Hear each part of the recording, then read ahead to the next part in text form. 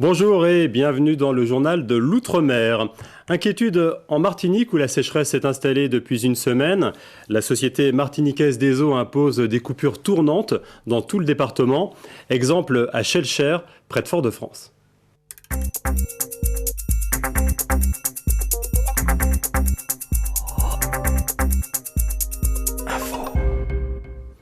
Bonsoir et bienvenue dans le journal de l'Outre-mer. Voici les titres de ce vendredi 20 avril.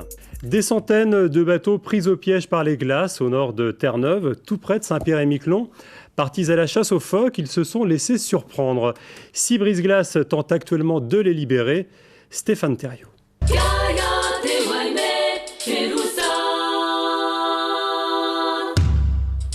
Bienvenue dans Planète en question, le magazine des relations Nord-Sud.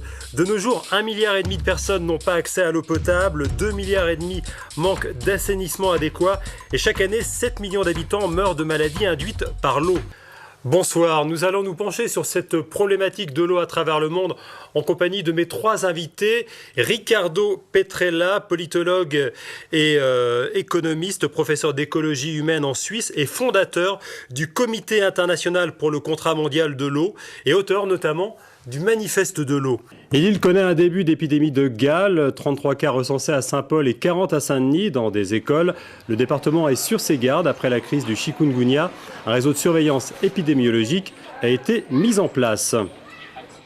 Deuxième volet de notre dossier consacré à l'orpaillage clandestin en Guyane.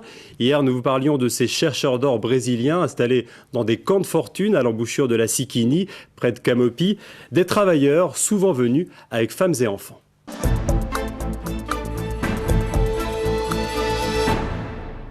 Le premier tour se joue dès ce samedi pour les électeurs de Saint-Pierre-et-Miquelon, des Antilles-Guyane et de la Polynésie française.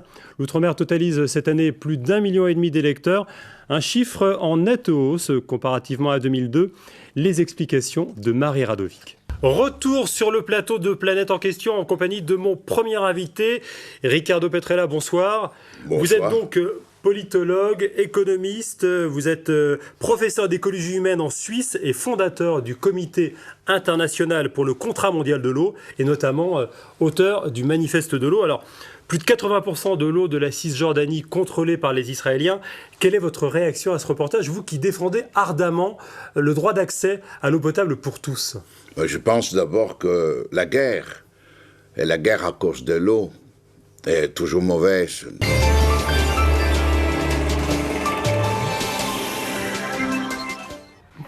Yorana, bonsoir et bienvenue dans le JT du FIFO. Quelle semaine tout de même, hein, une quarantaine de documentaires de toute l'Océanie, des rencontres, des débats et puis cet accueil formidable. On peut d'ores et déjà dire que le 4e FIFO est un excellent cru. En effet, Octave Togna est l'ex-directeur général du centre culturel Djibaou à Nouméa.